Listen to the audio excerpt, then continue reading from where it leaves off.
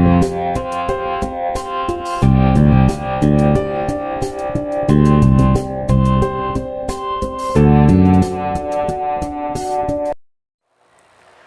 Friends, आज हम पढ़ेंगे जेनेटिक्स का पार्ट 3। इस पार्ट में हम आनुवंशिकी में बार बार काम में आने वाले कुछ शब्दों की चर्चा करेंगे। उन शब्दों को मैंने साइड में लिखा हुआ है, हम एक एक करके इन शब्दों के बारे में थोड़ा विस्तार से पढ़ते हैं। सबसे पहला शब्द हम उठाते हैं जो हमें कई बार सुनने को मिलेगा, उसे कहा जाएगा लक्षण। वैसे लक्षण बहुत ही आसान परिभाषा है इसकी कि किसी भी जनक से संतति में जो गुण चला जाएगा उसी जाने वाले गुण को हम कहेंगे लक्षण, और वो जाके दिखाई देगा तो प्रभावी, अगर नहीं दिखाई देगा तो अप्रभावी कहलाएगा। जैसे किसी पौधे का लंबा होना, ये उस पौधे का एक लक्षण है। किसी पौधे के बीजों का गोल होना, वो भी उसका एक लक्षण होगा। तो इस प्रकार से इन गुणों को ही हम क्या कह रहे हैं, लक्षण। तो लक्षण आगे दो प्रकार के हो सकते हैं, प्रभावी और अप्रभावी। वैसे हमने पिछली वीडियोस में इसके बारे में चर्चा कर ली थी कि वो लक्षण जो जनकों से संतति पीढ़ी में जाकर प्रकट हो जाएगा, दिखाई देने लगेगा, वो कहलाएगा प्रभावी लक्षण। और जो जनकों से संतति पीढ़ी में जाने के बाद दिखाई नहीं देगा, वो कहलाएगा अप्रभावी लक्षण। एग्जाम्पल ले लेते हैं। जैसे मेंडल ने एक लंबे पौधे का क्रॉस करवाया एक बोने पौधे से, लेकिन संतति पीढ़ी में अर्थात इनसे आगे F1 पीढ़ी में इन्हें सारे पौधे लंबे प्राप्त हुए। इसका अर्थ यह रहा कि यहां पर लंबे वाला लक्षण तो रहा प्रभावी और बोने वाला लक्षण रहा अप्रभावी। यहां बोने वाला लक्षण भी F1 पीढ़ी में संतति में या बच्चों में आया था, लेकिन वो दिखाई नहीं दिया क्योंकि वो क्या था, अप्रभावी। तो इस प्रकार से लक्षण भी आगे दो प्रकार के होते हैं, इनके बारे में थोड़ा ध्यान रखना। इसके बाद में हम उठाते हैं दूसरा शब्द जो कि है जीन। जीन को कारक भी कहा जाता है, और कारक शब्द मेंडल ने दिया था क्योंकि मेंडल के समय जीन शब्द प्रचलन में नहीं था, इसीलिए मेंडल ने जीन की जगह इसे कारक कहा। मेंडल ये जानते थे कि कोई ना कोई वस्तु जीवों में जरूर होती है जो जनकों से उनके लक्षणों को अगली पीढ़ी में लेकर जाने का कार्य करती है। उन्होंने कहा कि वो वस्तु जो जनकों से लक्षणों को अगली पीढ़ी में ले जाने का कार्य करेगी, वो क्या कहलाएगी, कारक। और आज हम जानते हैं कि कारक वास्तव में क्या थे, जीन। लेकिन मेंडल को नहीं पता था कि कारक या जीन किससे बने हुए हैं या इसका रासायनिक स्वरूप क्या है, लेकिन हम आज जानते हैं कि जीन किससे बने होते हैं, डीएनए से। अर्थात डीएनए के छोटे खंडों को ही जीन कहा जाता है, और जीन का कार्य होगा किसी विशेष लक्षण को नियंत्रित करना और उसे अगली पीढ़ी में स्थानांतरित करना। जैसे कि ये आपके सामने एक डीएनए का प्रतिरूप है। हम जानते हैं कि हमारी प्रत्येक कोशिका में लगभग 2 मीटर लंबा डीएनए बहुत ही संघनित रूप में पाया जाएगा, जो कि उस कोशिका के केंद्रक में उपस्थित रहेगा। उस 2 मीटर के डीएनए में लगभग 30,000 जीन उपस्थित होते हैं, और वे 30,000 जीन किसी ना किसी लक्षण को जरूर नियंत्रित करेंगे। अर्थात कम से कम 30,000 तो लक्षण ही ऐसे हैं जिनको नियंत्रित करने वाले जीन हमारे डीएनए में उपस्थित होंगे। तो यहां पर हमने जीन की परिभाषा जान ली कि प्रत्येक लक्षण का नियंत्रण करना और उसे अगली पीढ़ी में लेकर जाने का कार्य कौन करेंगे, जीन करेंगे। तो जीन वास्तव में वे वाहक होते हैं जो लक्षणों को अगली पीढ़ी में लेकर जाते हैं। अब आगे बात करते हैं कि क्या जीन जोड़े में पाए जाएंगे या अकेले होंगे। तो इसके लिए हम तीसरा शब्द लेते हैं जो कि है युग्म विकल्पी। और युग्म विकल्पी के बारे में पढ़ने से हमें यह क्लियर हो जाएगा कि जीन कभी भी अकेले नहीं होते, हमेशा जोड़े में पाए जाते हैं। युग्म विकल्पी को हम एलील भी कह सकते हैं, ऐसे एलीलोमॉर्फ भी कहा जाता है। तो बात करते हैं कि जैसे मान लीजिए लंबाई वाला एक लक्षण है, तो इस लक्षण को नियंत्रित करने का कार्य कौन करेगा, कोई ना कोई जीन करेगा। और ये जीन हमेशा किस में पाए जाएंगे, जोड़े में पाए जाएंगे। आप जानते हो लंबाई के लक्षण के कितने विपरीत लक्षण होंगे? विपर्यासी लक्षण दो होंगे, एक तो लंबा और एक बोना। तो लंबे वाले लक्षण को नियंत्रित करने का कार्य कोई और जीन करेगा और बोने वाले को कोई और जीन। इसका मतलब यहां पर जीन एक नहीं बल्कि कितने होंगे? दो। लेकिन माना जाता है कि वो इस एक जीन के ही विकल्पी रूप होंगे। तो इसकी परिभाषा क्या बनेगी? किसी एक ही लक्षण को नियंत्रित करने वाले किसी जीन के अलग अलग विकल्पी रूपों को हम क्या कहेंगे? युग्म विकल्पी। अब यहां पर अगर लंबाई के लक्षण के भी दो विपर्यासी लक्षण हैं, तो यहां पर इस जीन के भी कितने युग्म विकल्पी होने चाहिए? दो एलील होंगे। एक रहेगा प्रभावी लक्षण को नियंत्रित करने वाला और एक होगा अप्रभावी लक्षण को नियंत्रित करने वाला। जैसे कि हमारे सामने लंबाई के लक्षण को एक जीन ने नियंत्रित किया, ये जीन के आगे दो युग्म विकल्पी या एलील हैं, एक तो कैपिटल टी और एक small T. Capital T gene लंबे वाले लक्षण का नियंत्रण कर रहा है, उससे अगली पीढ़ी में लेकर जाएगा, और स्मॉल टी वाला जीन बोने वाले लक्षण का नियंत्रण करेगा और उसे अगली पीढ़ी में स्थानांतरित करेगा। इसका मतलब यह हुआ कि युग्म विकल्पी एक ही जीन के अलग अलग विकल्पी रूप होते हैं। लेकिन क्या विकल्पी रूप अर्थात युग्म विकल्पी केवल दो ही हो सकते हैं या ज्यादा भी हो सकते हैं?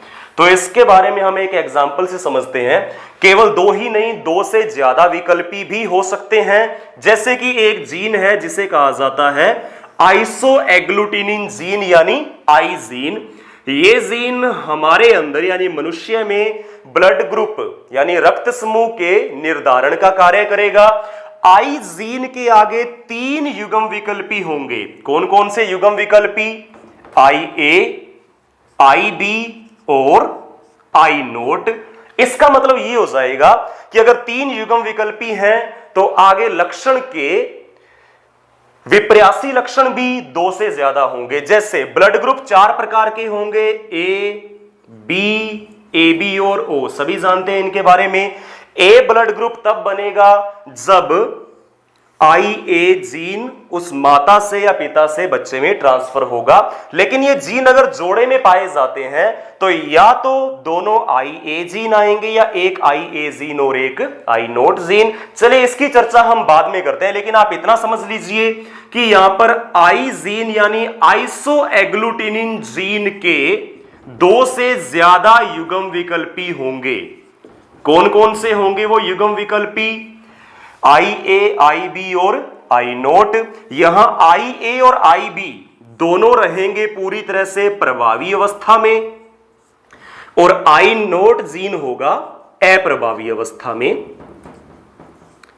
इसके बाद में आगे चलते हैं। युग्म विकल्पी की बात हमने कर ली। यहां पर हमने पढ़ा होगा कि युग्म विकल्पी हमेशा जोड़े में होते हैं, यानी जीन हमेशा जोड़े में पाए जाएंगे। तो इनके जोड़े समान बनेंगे या असमान बनेंगे? मतलब क्या प्रभावी जीन दोनों एक साथ आएंगे या एक जीन प्रभावी होगा और एक अप्रभावी? उस आधार पे हमने युग्म विकल्पियों को भी दो भागों में बांट दिया। एक होंगे समयुग्मजी युग्म विकल्पी और दूसरे होंगे विषम युग्मजी युग्म विकल्पी। अगर युग्म विकल्पियों की यानी एलील की अवस्था समयुग्मजी है तो हम यही कहेंगे कि जोड़े के दोनों जीन समान अवस्था में पाए जाएंगे, यानी या तो दोनों जीन प्रभावी होने चाहिए या फिर दोनों जीन कौन से होने चाहिए? अप्रभावी। तो दोनों जीन अगर समान अवस्था में है तो इसे कहा जाएगा समयुग्मजी अवस्था। और समयुग्मजी अवस्था के कारण पौधे हमेशा शुद्ध पादप कहलाएंगे। तो हम इसे लंबा तो कह सकते हैं कि ये पौधा लंबा है, लेकिन कैसा पौधा है? शुद्ध लंबा पौधा। इसे कहेंगे बोना पौधा। लेकिन किस प्रकार का? शुद्ध बोना पौधा, क्योंकि इसमें और इसमें दोनों में युग्म विकल्पी कौन सी अवस्था में पाए जाएंगे? समयुग्मजी अवस्था में। अब इसके बाद में बात कर लेते हैं विषम युग्मजी अवस्था की। तो विषम युग्मजी अवस्था की परिभाषा भी काफी आसान है। इसका अर्थ होगा जब जोड़े के दोनों जीन या युग्म विकल्पी अलग अलग अवस्थाओं में पाए जाएं। जैसे एक युग्म विकल्पी यानी एक जीन तो हो प्रभावी और दूसरा जीन हो अप्रभावी। अगर ऐसा लिखा कैपिटल टी स्मॉल टी, तो हम इसको देखकर इतना अंदाजा लगा सकते हैं कि ये पौधा कैसा होगा, लंबा। क्यों होगा? क्योंकि इसमें प्रभावी जीन मौजूद है, लेकिन साथ के साथ इसमें बोने का गुण भी तो आया है, लेकिन वो गुण प्रकट नहीं हुआ, इसलिए पौधा काफी लंबा हो गया, सामान्य लंबों के समान। अब यहां पर इस अवस्था को हम बोलेंगे अशुद्ध पौधा। क्यों बोलेंगे? क्योंकि इसमें एक प्रभावी जीन मौजूद है और एक अप्रभावी। तो जब दो अलग अलग अवस्थाओं वाले जीन एक साथ आते हैं तब उस अवस्था को बोला जाएगा विषम युग्मजीय अवस्था, और ऐसे पौधों को बोला जाएगा अशुद्ध पौधे। क्या कभी अशुद्ध बोना पौधा हो सकता है? कभी नहीं होगा, क्योंकि अशुद्ध बोना होने के लिए एक जीन कैपिटल टी होना चाहिए और दूसरा जोड़ेगा जीन स्मॉल टी। और अगर स्मॉल टी के साथ कैपिटल टी आए तो प्रभाव तो केवल लंबे वाले कैपिटल टी का ही दिखेगा, तो पौधा हमेशा कैसा बनेगा? लंबा। बोना पौधा तभी बनेगा जब स्मॉल टी यानी अप्रभावी जीन समयुग्मजीय अवस्था में आए, यहां नहीं बनेगा। चलिए इसके बाद में चौथा शब्द उठाते हैं आगे। चौथा शब्द रहेगा जीन प्ररूप और लक्षण प्ररूप, यानी जीनोटाइप और फिनोटाइप। ऐसा लिख देता हूं मैं इसे, जीनोटाइप और फिनोटाइप। तो सबसे पहले बात करते हैं जीनोटाइप की। तो जीनोटाइप जीनी संरचना या आनुवंशिक संरचना या आनुवंशिक ढांचे को कहा जाता है। हम यहां लिख सकते हैं, अगर परिभाषा में आपसे पूछा जाए तो आप कह सकते हो किसी भी जीव का आनुवंशिक ढांचा क्या कहलाएगा? जीन प्ररूप। लेकिन जीन प्ररूप या जीनोटाइप का पता आपको तभी चलेगा जब आप उस जीव के कोशिका के अंदर जीनों के बारे में पता लगाओगे कि उसमें कौन से जीन आए हैं। जैसे एक एग्जांपल आपके सामने रखता हूं, हमारे पास दो पौधे हैं और दोनों ही पौधे कैसे हैं? लंबे। लेकिन एक लंबे पौधे को तो हम बोल रहे हैं शुद्ध और दूसरे को बोल रहे हैं अशुद्ध। क्या ये दोनों लंबे पौधे समान होंगे क्या लक्षणों में? नहीं, इनका जीन प्ररूप अलग होगा। कैसे? शुद्ध लंबे पौधे में माता और पिता से मिलने वाले जीन दोनों ही कैपिटल टी होंगे, यानी इस पौधे को पिता से भी कैपिटल टी जीन मिला लंबे वाला और माता से भी लंबे वाला जीन मिला। जबकि इस पौधे को एक जनक से, यानी अगर इसे पिता से लंबे वाला जीन मिला है तो माता से कौन सा मिला होगा? बोने वाला जीन। तो यहां पर ये कौन सी अवस्था में रहेगा? अशुद्ध। लेकिन क्या सामने से देखकर हम बता सकते हैं क्या कि दोनों लंबे पौधों में फर्क है या नहीं? तो वो पहचानना मुश्किल है, क्योंकि जीनी संरचना हमेशा उनकी कोशिका के अंदर जीन को देखने से ही पता चलेगी। तो जीनी संरचना के बारे में पता लगाना काफी मुश्किल है, सामने देखकर तो पता नहीं लगाया जा सकता। फिर इसके बाद में आते हैं जीनोटाइप के बाद फिनोटाइप। फिनोटाइप को हम हिंदी में लक्षण प्ररूप भी कहते हैं। लक्षण प्ररूप का पता लगाना बहुत ही आसान होता है। कोई जीव सामने से कैसा दिखाई दे रहा है, उसमें कौन सा लक्षण आपको दिख रहा है, वो ही उसका लक्षण प्ररूप होगा। यानी प्रत्येक जीव की बाह्य आकारिकी या बाह्य संरचना किसको निरूपित करेगी? लक्षण प्ररूप को। जैसे कोई पौधा लंबा है तो हमें कोई मतलब नहीं है वो समयुग्मजीय अवस्था में है या विषम युग्मजीय में, वो लंबा ही है। जैसे हम इंसान की बात करें, एक इंसान सामने से कैसा दिखाई देता है, तो सामने से जो हमने पहचाना वो तो हमने लिखा लक्षण प्ररूप में, लेकिन उससे अपने माता पिता से कौन से जीन मिले होंगे उनके बारे में हमें नहीं पता। इसका अर्थ हम जीनोटाइप के बारे में सामने से देखकर पता नहीं लगा सकते, लेकिन लक्षण प्ररूप का सामने से पता चल जाएगा। फिर इसके बाद में बात करते हैं हम पांचवें शब्द की, जो होगा पीढ़ियां। हमें यहां तीन प्रकार की पीढ़ियां मिलेंगी जो बार बार हमारे सामने आएंगी। सबसे पहला है जनक पीढ़ी, दूसरे नंबर पे है F1 पीढ़ी और तीसरे नंबर पे F2 पीढ़ी। तो जनक पीढ़ी किसे कहा जाएगा? हम सबसे पहले क्रॉस में, यानी जब हम क्रॉस शुरू कर रहे हैं उस समय हमने जो दो पौधे लिए जिनके बीच में हमने क्रॉस करवाया वो दोनों पौधे कौन सी पीढ़ी के होंगे? जनक पीढ़ी के। अर्थात जिन दो पौधों के बीच में सर्वप्रथम क्रॉस करवाया जा रहा है वे पौधे कहलाएंगे जनक पीढ़ी। अब जनक पीढ़ी के पौधों से आगे जो भी पैदा होगा उसे कहा जाएगा संतति पीढ़ी।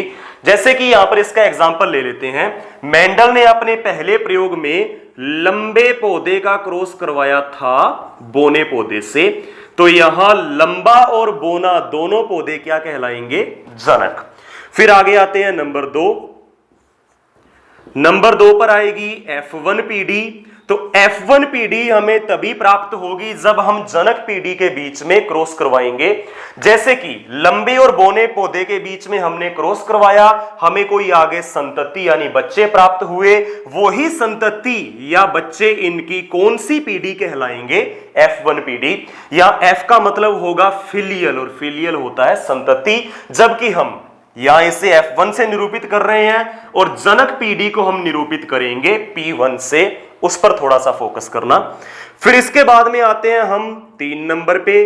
3 नंबर पे हमें प्राप्त होगी F2 पीढ़ी, और F2 पीढ़ी हमें तभी प्राप्त होगी जब F1 पीढ़ी के पौधों के बीच में आप स्वपरागण या अंत्य क्रॉस करवाओ। ध्यान देना, या परपरागण नहीं होगा। यहां पर या तो कह सकते हो आप अंतः संकरण यानी अंत्य क्रॉस करवाया गया, या आप ऐसा कह सकते हो कि हमने F1 पीढ़ी के पौधों के बीच में स्वपरागण करवाया।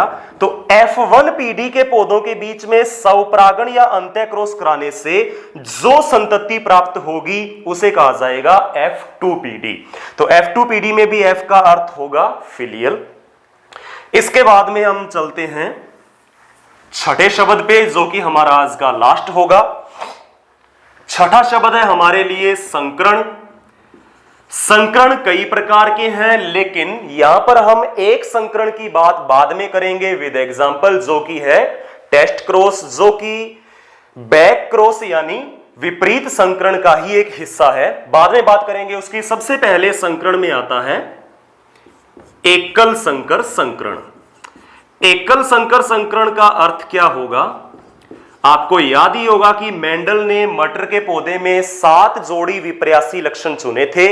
अब अगर हम उन 7 में से केवल एक ही जोड़ी विपर्यासी लक्षण की वंशागति का अध्ययन करें, जैसे आपने लक्षण ले लिया लंबाई का, यहां पर ये लंबाई वाला लक्षण जनक पीढ़ी में से संतति पीढ़ी में किस प्रकार से स्थानांतरित होगा, कौन से पौधे कैसे होंगे, इसका अध्ययन करना क्या कहलाएगा? एकल संकर संकरण। तो परिभाषा क्या बनेगी? वह क्रॉस या वह संकरण जिसमें हम केवल एक जोड़ी विपर्यासी लक्षणों का ही अध्ययन करते हैं, उन्हीं की वंशागति को देखते हैं, तो उसे कहा जाएगा एकल संकर संकरण। अगर हम यहां पर 2 लक्षणों यानी 2 जोड़ी विपर्यासी लक्षण एक साथ ले लेते हैं और उनकी वंशागति का अध्ययन करें, तब इसे कहा जाएगा द्विसंकर संकरण। जैसे कि परिभाषा लिख दे, सॉरी इसकी हेडिंग लिख देता हूं मैं, द्विसंकर संकरण। जैसे हमने इसकी परिभाषा बोली थी सेम वैसे ही है, थोड़ा सा फर्क है कि ऐसा क्रॉस या ऐसा संकरण जिसमें हम एक ही बार में 2 जोड़ी विपर्यासी लक्षणों की वंशागति का अध्ययन करते हैं, उसे कहा जाएगा द्विसंकर संकरण। जैसे कि आपने एक लक्षण तो चुन लिया लंबाई का, इसमें भी आगे एक जोड़ी विपर्यासी लक्षण होते हैं लंबा और बोना, लिखने की अब मुझे आवश्यकता नहीं है। ऐसे ही हमने एक लक्षण चुन लिया बीज पत्र का रंग। अब यहां पर बीज पत्र के रंग में भी 2 विपर्यासी लक्षण होंगे यानी एक जोड़ी। तो कितने जोड़ी विपर्यासी लक्षण हो चुके हैं? 2 जोड़ी। और इन 2 जोड़ी विपर्यासी लक्षणों का एक साथ अध्ययन करना, इनकी वंशागति को देखना क्या कहलाएगा? द्विसंकर संकरण। और अगर हम उन 7 में से 3 या 3 से अधिक लक्षणों को एक साथ आगे जाने का अध्ययन करें, उनकी वंशागति का अध्ययन करें, तो वो कहलाएगा बहुसंकर संकरण। तो बहुसंकर संकरण की परिभाषा क्या बन जाएगी कि ऐसा क्रॉस या ऐसा संकरण जिसमें एक साथ या एक ही बार में 3 या 3 से अधिक जोड़ी विपर्यासी लक्षणों की वंशागति का अध्ययन किया जाए उसे बोला जाएगा बहुसंकर संकरण। जैसे आप एक लंबाई का लक्षण चुन लीजिए, उसके साथ साथ आप बीज के रंग का लक्षण चुन लीजिए, उसके साथ साथ आप पुष्प की स्थिति का लक्षण चुन लीजिए। तो ऐसे 3 या 3 से ज्यादा जोड़ी विपर्यासी लक्षणों का एक साथ अध्ययन करना क्या कहलाएगा? बहुसंकर संकरण। पहले आपको मैं बता चुका हूं कि इसमें हम टेस्ट क्रॉस के बारे में बाद में बात करेंगे, जो कि बैक क्रॉस का एक हिस्सा है, उसमें हमें एग्जाम्पल साथ में लेकर चलना पड़ेगा। फिर इसमें बात करते हैं व्युत्क्रम संकरण की, कि व्युत्क्रम संकरण किसे बोला जाएगा। तो व्युत्क्रम संकरण की परिभाषा यह बनेगी कि हमने पहले संकरण में जिस पौधे को नर माना था, दूसरे वाले संकरण में उस पौधे को हम मादा मान लेंगे। यानी जनकों के लिंग परिवर्तन करके या जनकों के लिंग को बदलकर हम जो क्रॉस करवाते हैं उसे कहा जाएगा व्युत्क्रम संकरण। जैसे कि एक संकरण या क्रॉस करवाने के लिए हमें कम से कम 2 पौधे चाहिए यहां पर, जिनमें एक पौधे को मानना होगा नर और एक को मानना होगा मादा। ऐसे मानने से काम नहीं चलेगा, इन्हें नर और मादा बनाना पड़ेगा। कैसे, यहां पर देख लेते हैं। जैसे हमने एक डायग्राम बनाया यहां पर एक फूल का, इस फूल में, मटर के इस फूल में दोनों पार्ट होंगे, स्त्री केसर भी पाया जाएगा और पुंकेसर भी पाए जाएंगे, यानी ये एक द्विलिंगी फूल है। अब इस फूल को आप मादा फूल में बदलना चाहते हो तो क्या करेंगे हम इसके लिए? इन पराग कोशों को यानी नर जनन पार्ट को अपरिपक्व अवस्था में काटकर हटा देंगे, तो केवल क्या बचेगा? स्त्री केसर। और स्त्री केसर बचेगा तो उसे क्या कहा जाएगा? मादा पौधा। अगर नर पौधा बनाना है तो सिंपल बात है, पुंकेसरों को रहने दीजिए, आप स्त्री केसर को या तो काटकर हटा दीजिए या इसे बांध दीजिए किसी चीज से, ताकि ये पौधे में केवल कौन एक्टिव रह सके? इसके नर जनन पार्ट। इसलिए ये पौधा बन जाएगा नर पौधा। तो यहां मान लीजिए हमने पहले क्रॉस में लंबे वाले पौधे को मान लिया था नर और बोने वाले पौधे को मान लिया था मादा, और इनके बीच में क्रॉस करवा दिया था। अब हम दोबारा से क्रॉस करवाना चाहते हैं तो हम बोने वाले पौधे को तो मान लेंगे नर, यानी बोने वाले पौधे को बना देंगे नर और लंबे वाले पौधे को बना देंगे मादा। तो यहां पर हमने इनके लिंग परिवर्तन कर दिए, तो लिंग परिवर्तन या लिंग चेंज करने के बाद में जो क्रॉस किया जाएगा वो कहलाएगा व्युत्क्रम संकरण। नर को पहले संकरण में जो नर था उसे दूसरे संकरण में मादा बना दीजिए और पहले में जो मादा थी उसे बना दीजिए नर। चलिए, इन शब्दावली के बारे में हमने बात कर ली। इसके बाद में हम ये बात करेंगे कि मेंडल ने कौन सी तकनीक अपनाई थी, यानी किस तकनीक से उन्होंने संकरण करवाया, वो अगली वीडियोस में आ जाएगा। Thank you so much.